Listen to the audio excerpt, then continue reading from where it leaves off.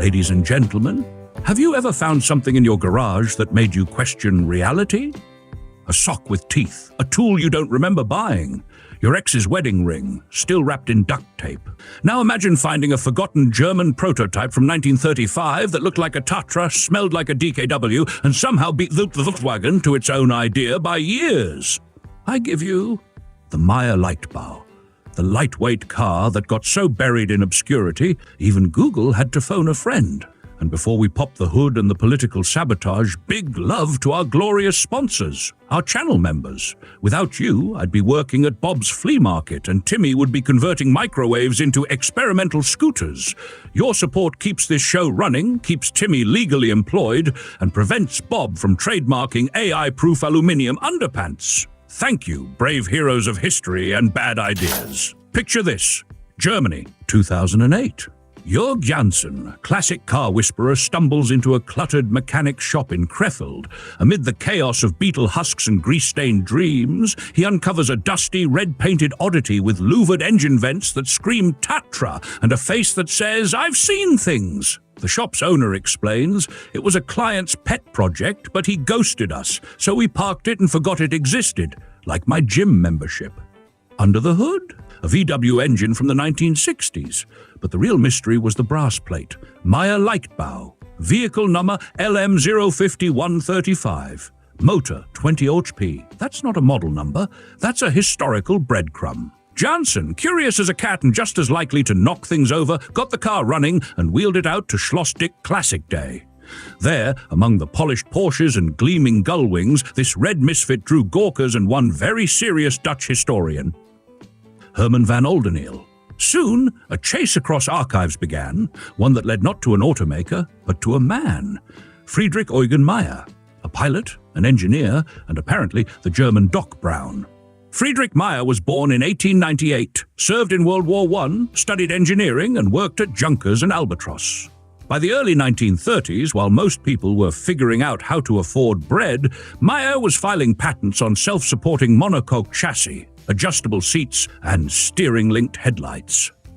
Somewhere around 1931, he started a company called Leichtbau Maier in Berlin. In 1933, Hitler demanded a people's car.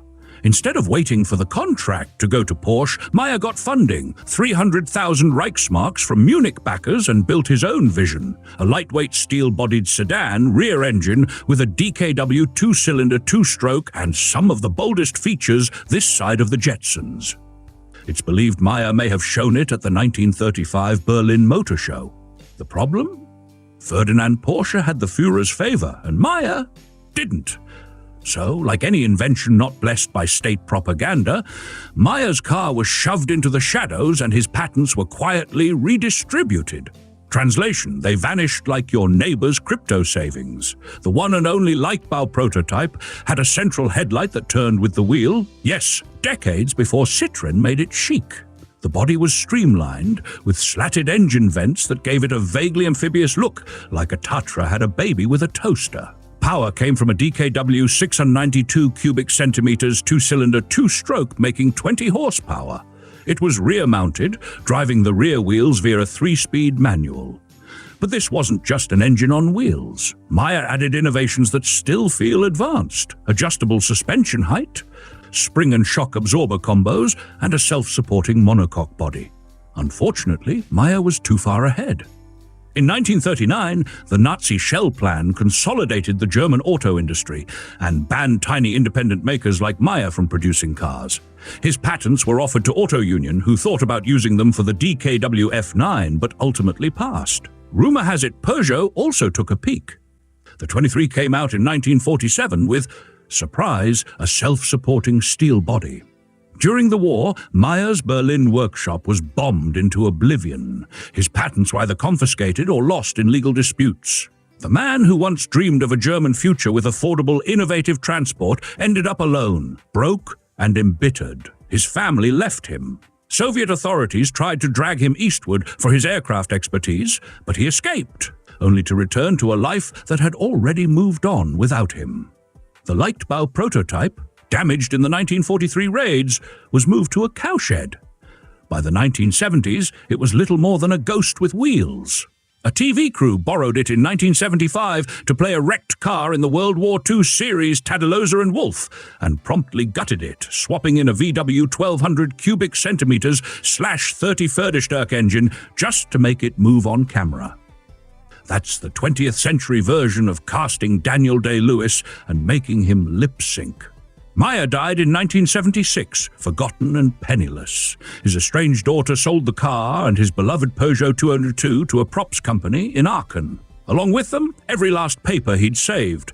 Blueprints, patent documents, receipts gone, tossed out like leftovers in Bob's fridge, labeled "Do Not Open, 1998. The car passed quietly between owners, misidentified as a Beetle prototype, until fate, or rather Jörg Janssen, rolled back the tarp and reignited its story. Let's talk specs.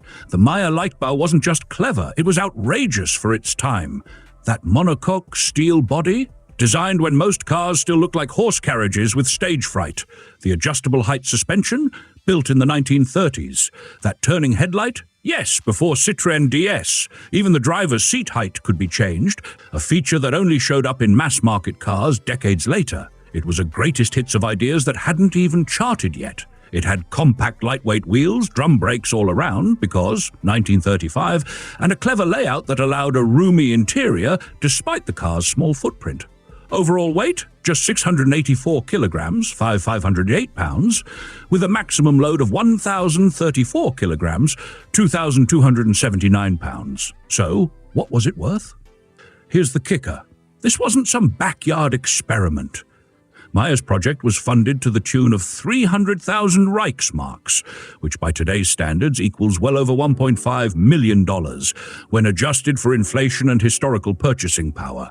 That's an insane amount for a single prototype, especially one the Nazis hated. Unlike the KDF Wagen, the original Volkswagen, which was meant to cost around 1,000 Reichsmarks, Maier's dream was never about just affordability. It was about vision. And unfortunately, that vision got bulldozed by politics, war, and the occasional air raid. As for auction records, there are none. The car has never been publicly sold. Today, it's in the hands of Jörg Janssen, who restored it and shows it at classic car events like the 2022 Classic Gala Schwetzingen. But if it ever hit the block, my guess is the bidding war would make Bob take out a second mortgage on his bunker. So here's to the 1935 Maier Leichtbau, a car so rare, so clever, and so unjustly forgotten, it makes you want to hug your local patent clerk. And maybe check your barn. Who knows, maybe there's another one in there, buried under Timmy's inflatable hot tub and a suspicious number of shopping carts. If you enjoyed this story of ambition, mystery, and vintage German engineering, go ahead, hit that subscribe button. Join the Cool Ideas family. We cover history's boldest ideas, weirdest cars, and all the mechanical misfits in between. And remember, if Bob says the government's hiding flying cars, he's wrong. But if he says they missed a great one in 1935, he's got a point.